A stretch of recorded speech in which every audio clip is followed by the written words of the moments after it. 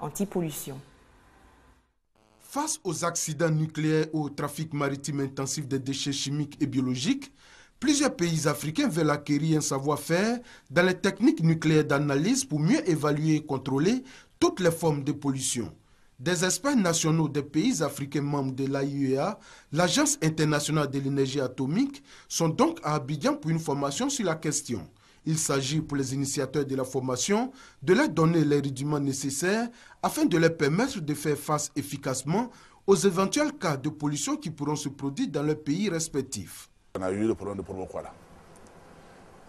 Les premières heures de l'accident de Promokwala, on n'a pas pu identifier les polluants. Si on avait eu ce cours, je pense que dès les premières heures de l'accident, on aurait pu identifier quels étaient les polluants qui étaient déversés en Côte d'Ivoire. Ce cours vise surtout à identifier les différentes sources de pollution qui peuvent surgir dans le monde.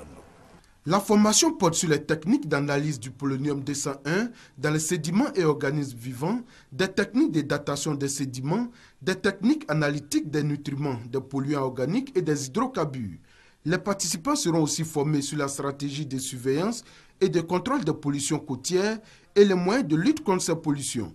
Il s'agira également, au cours de cette formation, de l'évaluation des risques liés à la consommation des fruits de mer. Pendant donc 5 jours, à travers des conférences, des discussions entre experts et des séances pratiques, chaque pays va faire partager son expérience en matière de gestion des questions de pollution environnementale.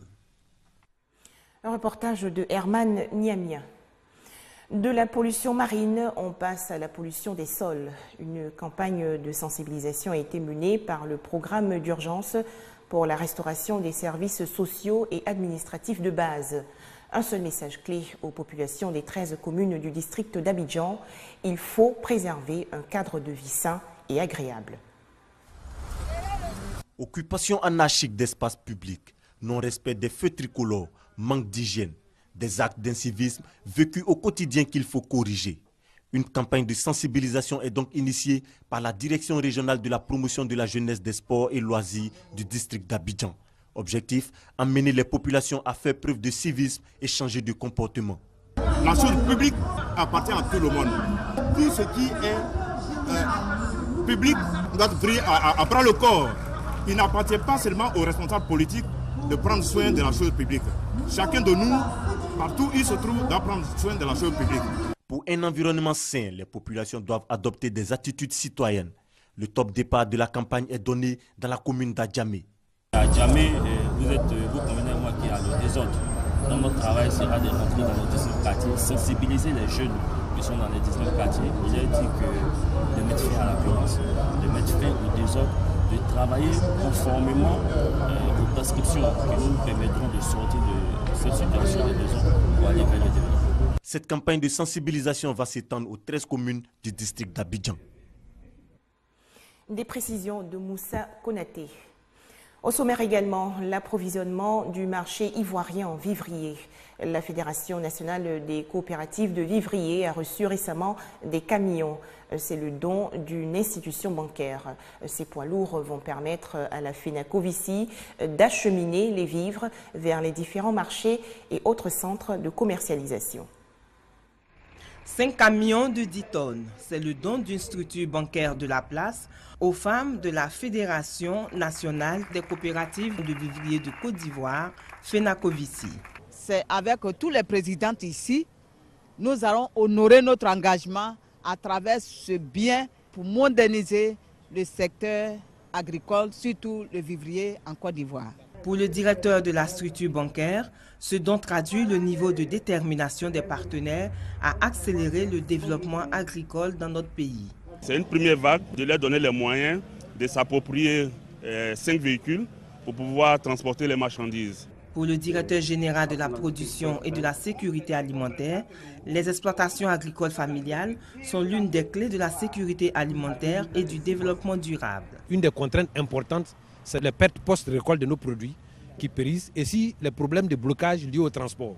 Et donc, en collectant bord champ, on met moins de temps, on perd moins de produits et donc on agit directement sur les prix sur le marché. Les 5 premières régions de Côte d'Ivoire, notamment Les régions de Lamé, du Sud Komoé, de la Niébitiassa, du Bafing et des Trois-Ponts ont reçu les clés des véhicules. La FENACOVICI compte 11 coopératives agricoles et vivrières sur toute l'étendue du territoire national. On faisait le point avec Patricia Omou-Etia. Le département de Grand Laou rend hommage aux femmes battantes, vaillantes et courageuses, ces dernières contribuant énormément au développement de la région. Tout de suite, les temps forts de la cérémonie.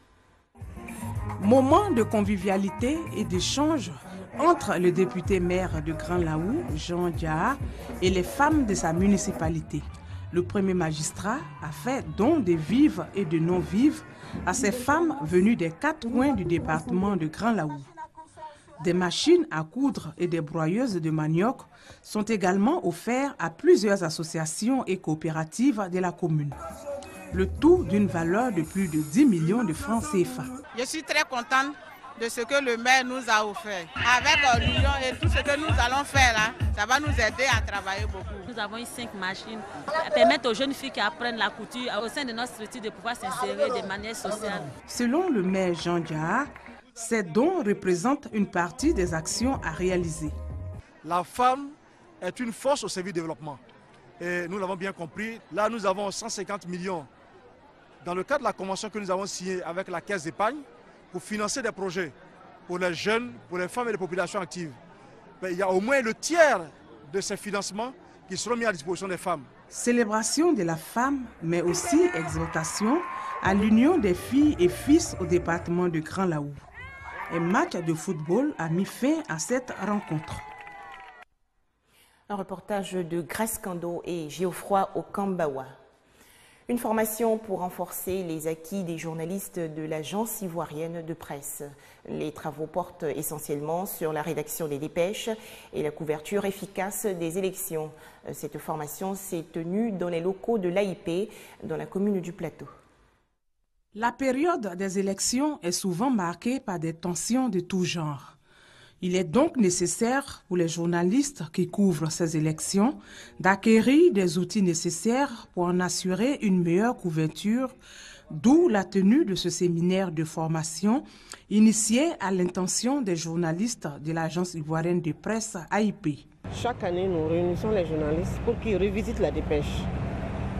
Ça leur permet vraiment de renforcer leurs connaissances. Et comme nous sommes en année électorale, on a jugé utile, en plus de la dépêche, de leur donner quand même des armes pour mieux couvrir les élections. Rédaction de la dépêche et couverture des élections est le thème choisi pour ce séminaire de formation des journalistes de l'AIP.